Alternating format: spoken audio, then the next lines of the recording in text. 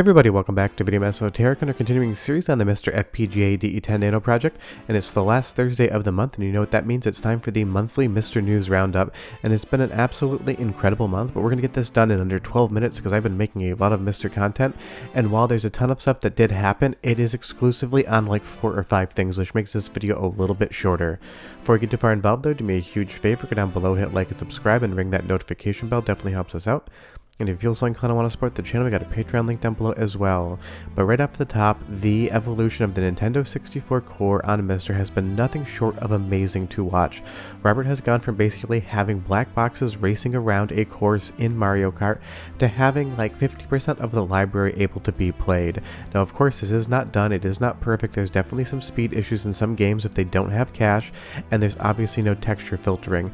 But honestly, like 3 weeks ago, this little tour around Peach's Castle had absolutely huge graphical corruption and everything was appearing incorrectly on screen.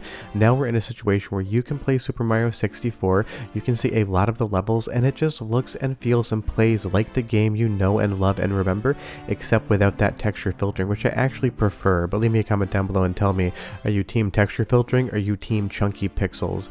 It's just wild to see the evolution of this happen in real time, because honestly a month ago it was just some black boxes and a couple frames that you could play around with, and now we have games that look, feel, and sound like they would on real hardware outside of some minor glitches. Now of course it might be another week, it might be another month, it might be another year until we see another core update for this, but Nintendo 64 is shaping up to be so incredibly impressive on the MiSTer. So many people are curious about this project, and I will keep doing at least weekly testing videos, whether or not there's a new core, because there's a lot of requests on board. So if there's a Nintendo 64 game you want to see tested next, leave me that comment down below. But just running around the introductory level to Mario Kart here, this is insane. It feels like discovering Nintendo 64 all over again.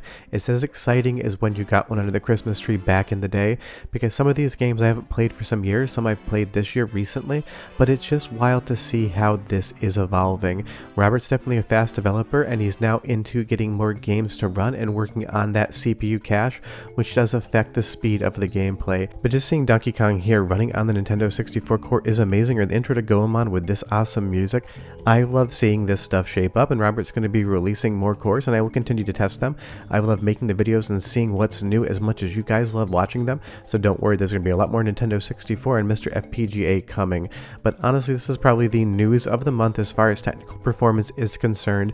Everyone loves to see the progress on this core, and it is great, because the Nintendo 64, even HDMI modded, is not my favorite system to play on modern TV, so I can't wait to see it running on MiSTer even better. Now moving over to another console of the same generation, SRG320 updated the Sega Saturn core. Not only is that awesome because we have new games that work and new improvements, but it also means SRG320 has checked in and he is fine based upon his situation. So we always love seeing core updates from him for 2 reasons, the primary one knowing that he is safe.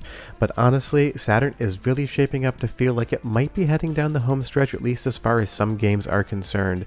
Certain games now just feel like they run 100% perfectly compared to original hardware. Some games feel like they've got a couple graphical issues, and some games don't boot whatsoever. So it's close to 100% in some games, and then like 50% or less in others.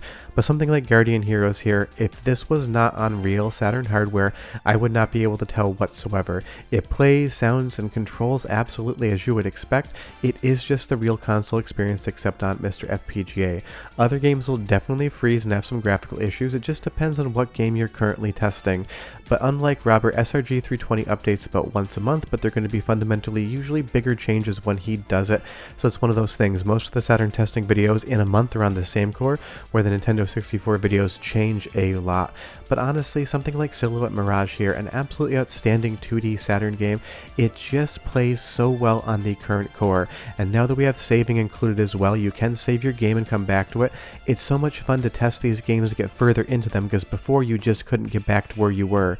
Other games like Mega Man X3 here, you can complete start to finish. I've done it. It works, and I would never know it wasn't the real Sega Saturn experience. It's just so much fun to see these happen in real time. We've got 2 cores from the same generation, Nintendo 64 and Sega Saturn, both being developed side by side and both getting updates around the same time. Last week it was literally one day Saturn came out and the next day Nintendo 64 came out. So we are not at all spoiled for choice when it comes to core testing and future cores on the console side. Honestly, we're about ready to run out of consoles in my opinion. I still think we need 3DO and PCFX. Leave me a comment down below and tell me that the 3DO is the best console of all time, or you can disagree, but you would be wrong. But Sega Saturn is definitely shaping up really well on the current core. You can test it today, and it is now on the main MiSTer build, so you don't need unofficial. I know that does scare some people off. But let's move over to the arcade side for a moment, because Jotego released his Simpsons core, and this is one that everyone's been waiting for. I get so many questions, when's the Simpsons core coming? And it is out. I will leave a link to the review below. This is one of the most iconic and famous arcade games of its generation, and it is a super fun beat 'em up. I'm not saying it's Konami's best, I would say that's Violent Storm, but it is still an awesome game, and if you know me or the channel, you know I love arcade games as much as I love consoles and handhelds as well. But Jotego also released Missing in Action to his beta members for Patreon, and this is another fun Konami run and gun. Definitely check it out. Don't have any footage for you guys this week, this is a quicker video, but it is one of those lesser known Konami games. It's still a ton of fun to watch and play, but honestly I hope we start seeing some of the 16-bit era Konami stuff like Bucky O'Hare, things like that. Konami has such a long lineage with the 2D beat 'em up sphere. I do hope we see more of those games come soon. But speaking of Konami beat 'em ups, there is a new Teenage Mutant Ninja Turtles core. Now there was already a core out, but Jotego has released his own core, and he talked to the developer of the original core to make sure he was fine with that, and everyone's always happy to have more. So it's a different way to play the same game, and honestly there was not very many visual bugs in the original Teenage Mutant Ninja Turtles core, so now you just basically get an alternative. You can pick what you want. And of course everyone's going to ask about Capcom CPS3. I'm here to tell you it is still on the roadmap for Jotego, but there's no movement quite yet. Now moving over to the Midway cores, Pramod here, and I hope I pronounced your name correctly, it is difficult for me, is still working on the Narc core. He has it running. There's obviously some graphical glitches, but Narc is one of those games, it has so much personality. It might not be the best game ever made by Midway, but it does have so many fun graphics, so many fun gore effects. It is a good time to play. And right now obviously you can see the game does appear to be Narc. It just has a couple glitches there that he is ironing out. But there's so many fun games to play on this board. I can't wait to see all of them start working. Hopefully by fall, maybe by winter or Christmas time you'll see something. But they did say that it's going to be a requirement to use dual RAM to get these games running, just based upon how the hardware works with RAM access. Now don't forget, you can set your MiSTer FPGA up as either a single or a dual RAM setup with a different IO board, whether you use analog or digital. And you can still get direct video out of the digital board if you use the HDMI port on your DE10 Nano board. So soon I'm going to do a dual RAM MiSTer build on camera, talk about the differences, and work you guys through that, because it's really not too much work to take that IO board off the top and swap to digital.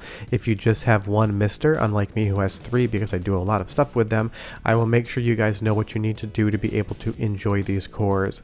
Now speaking of cores, we've been talking a lot about the Neo Geo CD core that has been improving over the previous couple of months, but now the core has gotten even better this month because they folded all of the Neo Geo CD capabilities into the main Neo Geo core. Now you can load up AES ROMs, MVS ROMs, CD games, you can change the CD speed, and you do it all from one core. You're not pivoting back and forth from the AES and MVS core to the CD core. And as I showed in previous videos, the loading speed changes are absolutely fundamentally incredible on the games that they work on.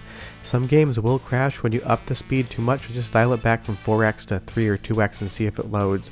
But Neo Geo CD has a ton of fun on it, and I'm so glad that this has come to MiSTer FPGA, because there's some exclusives that are definitely worth playing, but being able to go from a Neo Geo CD game to a Neo Geo AES game and back and forth in the same core, I love it. It just makes it easier. You're not quitting out to the main menu, and if you're not familiar with Neo Geo, it's an absolutely spectacular library. I've been collecting for the hardware for almost 2 decades now. It is one of my all-time favorites, and it's so nice to see Neo Geo CD get some love, because real hardware is a pain to work with. Even the Neo Geo CD-Z, which ups the CD-ROM speed from 1x to 2x, has slow loading. It's not the fastest thing in the world, so being able to get those speed increases on MiSTer FPGA, nothing short of fantastic. So if you haven't revisited the Neo Geo core yet, make sure you run Update All, get those newest updates, and you'll be playing both AES, MVS, and CD games all in one. Now let's talk about the Sega Genesis, or the Mega Drive for people in Japan and Europe, and I know what you're thinking, well we already have that on MiSTer.